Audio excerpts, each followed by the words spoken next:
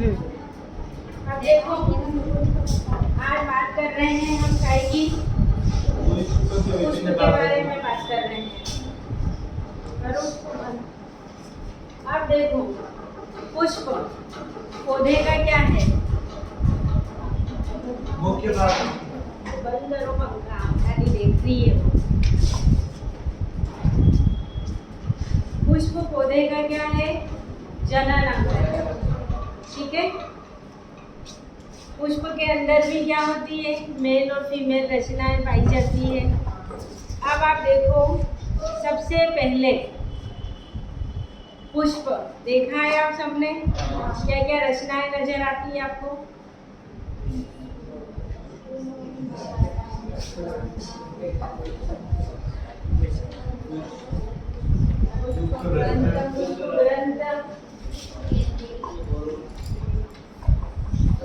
सहपत्र, फिर बाह्यदल, या इसको हम कहते हैं हेलिक्स, ठीक है। फिर अगला कहलाता है दलपुंज, या इसको हम कहते हैं करोला। फिर देखो, हिंदी में दिक्कत हो सकती है मुझे एकदम। उमंग, या इसको क्या कहते हैं? अरे मत बोलो बीच बीच में हर कुछ। इंग्लिश में कहते हैं इसको एड्रोसिया, ठीक। फिर देखो जायांग, ये कहलाता है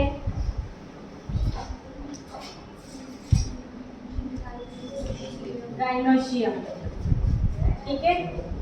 ये है पुष्प के विभिन्न भाग। अब देखो, अब ये मुख्य रूप से क्या कहलाते हैं? पुष्पीय पत्र। एक प्रश्न भी आता है, सिद्ध कीजिए कि, या अपने तथ्यों द्वारा पुष्टि कीजिए कि पुष्प भी क्या है? एक प्रकार का तना है। तो क्यों है तना? इसका सीधा सा उत्तर है कि तने के ऊपर क्या लगी रहती है? पत्तियां। इसी तरह पुष्प के ऊपर भी क्या लगे रहते हैं? पुष्पीय पत्र लगे रहते हैं, कैलिक्स, करोला, एंड्रोशियम और गाइनोशियम। इसलिए पुष्प को क्या कहा जाता है? रूपांतरित तना या प्ररोह भी कहा जाता है। कोई दिक्कत? अब देखो, हम पुष्प वृंत की बात कर रहे हैं। ये इतने सारे पुष्प दिख रहे हैं आपको, ये दिख ही रहे हैं सभी में। ये वाली रचना ये क्या कहलाती है? पुष्प वृंत, या इसको कहते हैं हम पेडिसिल। इस पेडिसिल के द्वारा ही पुष्प या तो पुष्पीय अक्ष से जुड़ा रहता है, या कहाँ से जुड़ा रहता है? तने से जुड़ा हुआ रहता है। अब जिन पुष्पों के अंदर वृंत पाया जाता है वो कहलाते हैं वृंतीय। क्या कहलाते हैं? वृंतीय। और जिनमें नहीं पाया जाता है वो कहलाते हैं अवृंतीय। क्या कहलाते हैं? अवृंतीय। अब यही इंग्लिश टर्म की बात करें, इसको पेडिसिल कहते हैं। तो ऐसे पुष्प कहलाते हैं पेडिसिलेट। क्या कहलाते हैं? पेडिसिलेट। और अवृंतीय पुष्प को कहा जाता है सेसाइल। जो तुमको टर्म्स लगे वो याद रखिएगा, ठीक है। अब देखो, लिखा मैंने सहपत्र। अभी हमने कल एक टर्म बताई थी आपको, अनुपत्र। हाँ। पत्ती के नीचे छोटी पत्ती नुमा रचना अनुपत्र या स्टिप्यूल कहलाती है। इसका कार्य क्या था? पुष्पीय पत्र की रक्षा करना और प्रकाश संश्लेषण करना, ठीक। इसी तरह पुष्प के नीचे भी एक पत्ती नुमा रचना पाई जाती है आधारी भाग पर। वो क्या कहलाता है? सहपत्र। जैसे ये तो नहीं से सारे पुष्पीय पत्र, इनके अलावा भी जहाँ से वो उत्पन्न हो रहा है तने के यहाँ, या पुष्पीय अक्ष पर जहाँ से भी उत्पन्न हो रहा है, या पुष्प के ठीक, अब इनमें तो ऐसा कोई दिख नहीं रहा है, नहीं तो इसमें बताते हैं। पर छोटी पत्तीनुमा रचना पुष्प के आधारी भाग पर भी पाई जाती है, वो सहपत्र कहलाती है। ठीक, इंग्लिश में सहपत्र को कहा जाता है, क्या कहते हैं? ब्रैक्ट। जिनमें ब्रैक्ट उपस्थित होता है वो कहलाते हैं ब्रैक्टिएट, और जिनमें ब्रैक्ट उपस्थित नहीं होता है वो कहलाते हैं इब्रैक्टिएट। कोई प्रॉब्लम इसमें? बहुत सामान्य सी बात है। ठीक, अब ठीक है, अब देखो यहाँ पर बात करते हैं हम।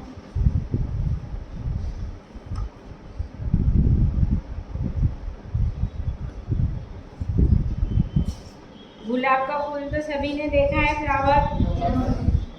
अब देखो इसमें भी देख पा रहे हो, ये ग्रीन कलर की, ये अपने इमेजिनेशन में लाओ, आपने जो भी फ्लावर देखा हुआ है, गुलाब का सबने देखा है, या फिर ये देखिए, ठीक है। ये जो रचना है पत्ती नुमा रचना, ये क्या कहलाता है? बायहदल, या इंग्लिश में कहते हैं कैलिक्स। अब जैसे हमारी जो कोई चेन होती है वो ऐसी छोटी छोटी रचनाओं से मिलकर बनी होती है, जिनको कड़ियाँ या रिंग कहते हैं।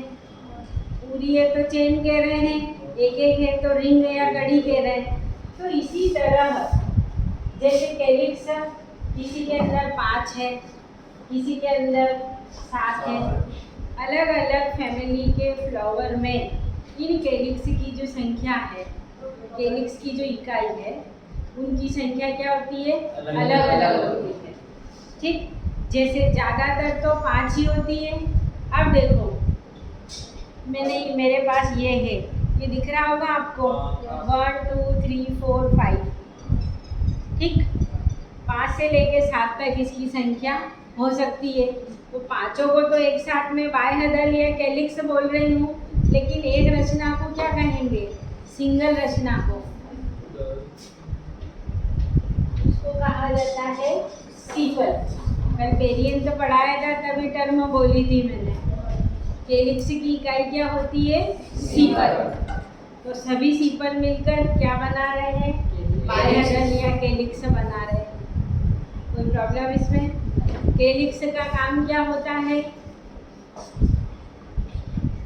फ्लावर के चारों ओर है, अनुपत्र ने, स्टिप्यूल ने क्या काम करा था? पत्री कलिका की रक्षा करी थी। आप गुलाब की कली देखो, उसके चारों तरफ हरी रचनाएं, क्योंकि ये जो हमारे ये रचनाएं हैं ये बहुत डेलिकेट होती है, और किसी का भी कोई सा भी जीव हो पृथ्वी के ऊपर, उसका यदि वो पृथ्वी पर आया है तो कार्य मुख्य क्या है? अपनी अगली पीढ़ी को दुनिया में लाना। सजीवों का सबसे मुख्य गुणधर्म ही क्या है? जनन।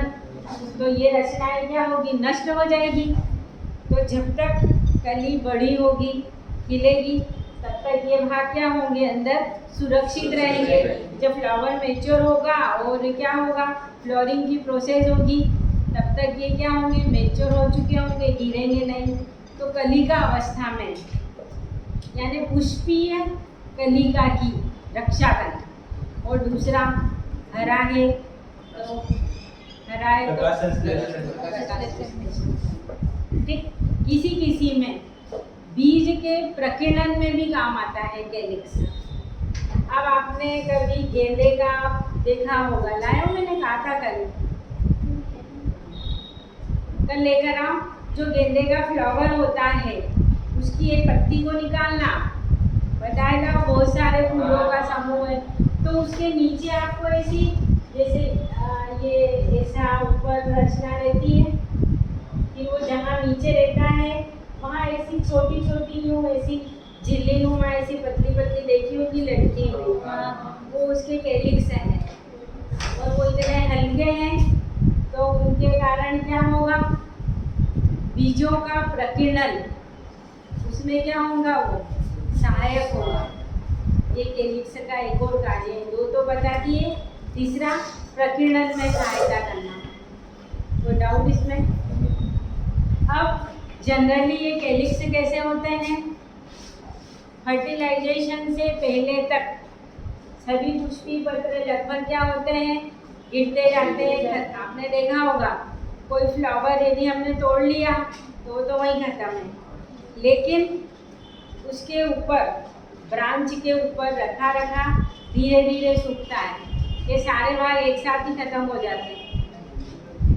फर्टिलाइजेशन के बाद तक भी लगे रहते हैं और धीरे धीरे नष्ट होते हैं। लेकिन किसी किसी फैमिली में, अभी फिलहाल कैलिक्स की बात हो रही है, फर्टिलाइजेशन के बाद फ्रूट फल बनने के बाद भी कैलिक्स लगे रहते हैं। ऐसे कैलिक्स कहलाते हैं चिरस्थायी कैलिक्स, यानी किसी में गिर जाते हैं फर्टिलाइजेशन से पहले ही, किसी में बाद, लेकिन किसी किसी में तो फ्लावर बनने तक लगे रहते हैं। देखा है इसमें कैलिक्स हरे रंग की रचना। सब्जियां खाते हो ना, खाते ही हो। चिरस्थायी कैलिक्स बताओ, सबने देखा है। बैंगन, देखो वो आशीष बोल रहा है, हाँ सही बोल रहा है। बैंगन के ऊपर लगे रहते हैं और कई बार हम सब्जी में डाल के उसको खाते भी हैं। वो चिरस्थायी कैलिक्स है, क्योंकि बैंगन बन गया मतलब फल बन गया है, लेकिन कैलिक्स लगे हुए हैं। और किसमें देखें, भिंडी में पतली पतली छोटी छोटी रचनाएं, देखा हो? मिर्ची में, टमाटर में। अब अभी तक ध्यान रहा कि ये कैलिक्स है, ये चिरस्थायी कैलिक्स है, ठीक है। अब देखो आगे आते हैं। अब देखो ये यहाँ पर सब कैसे दिख रहे हैं आपको, अलग अलग दिख रहे हैं, लेकिन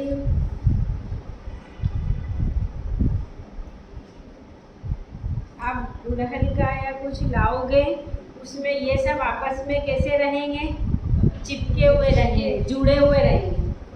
मतलब कैलिक्स स्वतंत्र भी हो सकते हैं और जुड़े हुए भी। स्वतंत्र तो हम यहाँ पर देख पा रहे हैं, ठीक, हाँ इसमें आप देख सकते हो। और पूरी तरीके से तो नहीं है, स्वतंत्र ही है, पूरी जुड़ी हुई रहती है। तो जब ये कैलिक्स की जो रचनाएं हैं सिपल, ये जुड़ी रहती है, वैसे भी बायोलॉजी में, बॉटनी में जुड़े हुए के शब्द के लिए टर्म होती है हेमो, और स्वतंत्र के लिए टर्म होती है पॉली। अब ये सभी कैलिक्स से जुड़े हुए हैं तो क्या कहा जाएगा, हेमो सिपेलस। ये आप आगे पढ़ोगे तब काम आएगी प्लांट टर्मिनोलॉजी। इसी तरह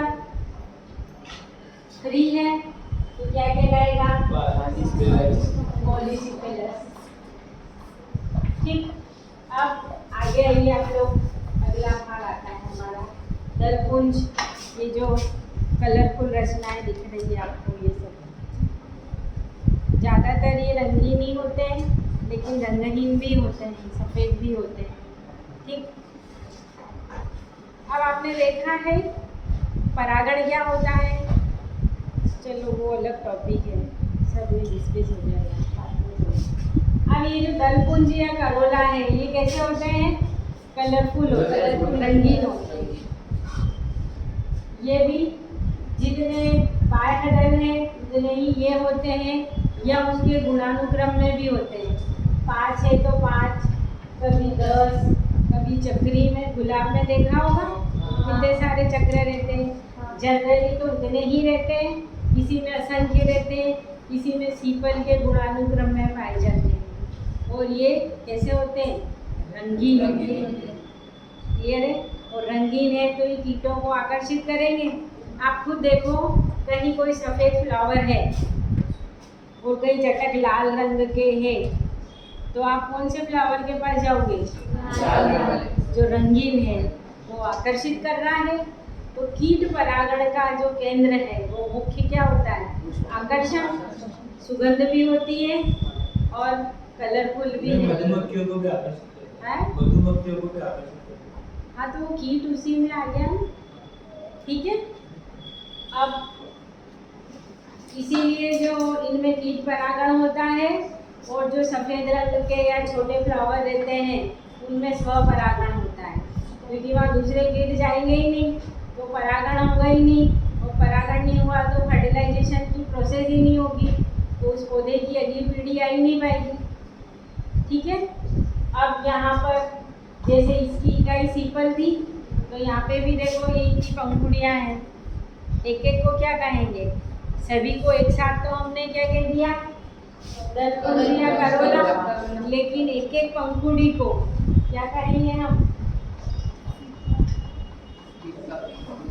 पीटर कहते हैं।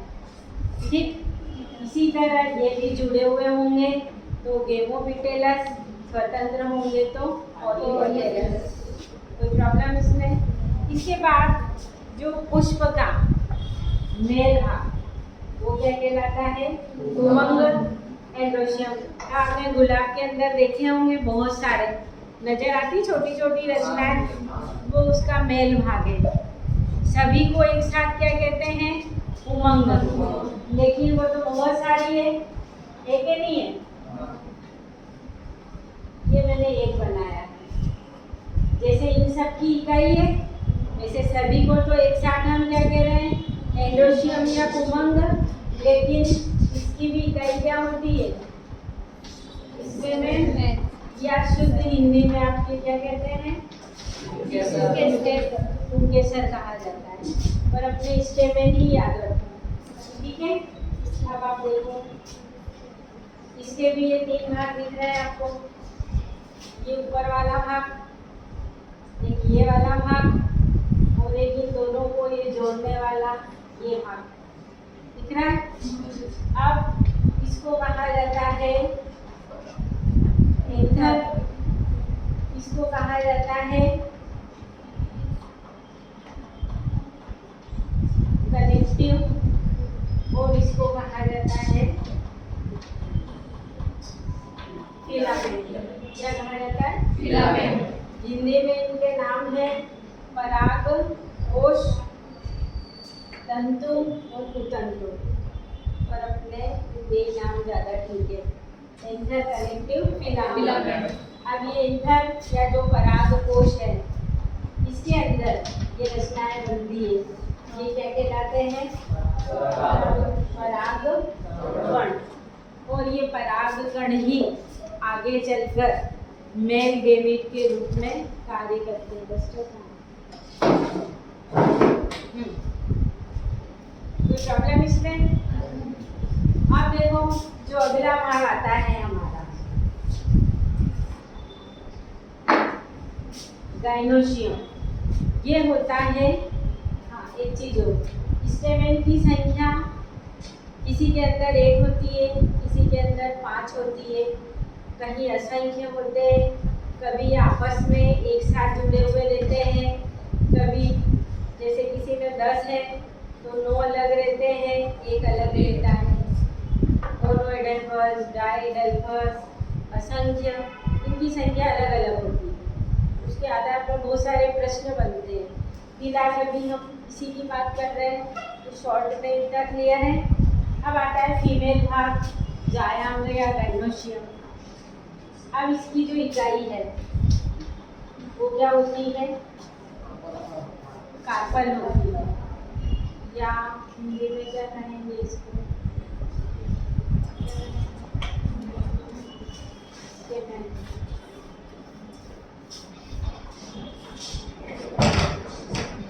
चलो मुझे तो कार्पल ही लगे। ठीक है। अब आते हैं हम देखो स्त्री कैसे? हाँ, स्त्री कैसे? Very good.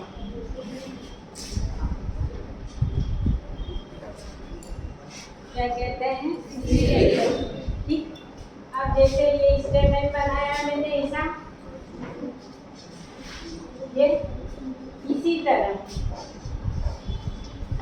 जो कार्पल है वो देखिए आप कैसा होगा। ये कार्पल बना रही हूँ मैं।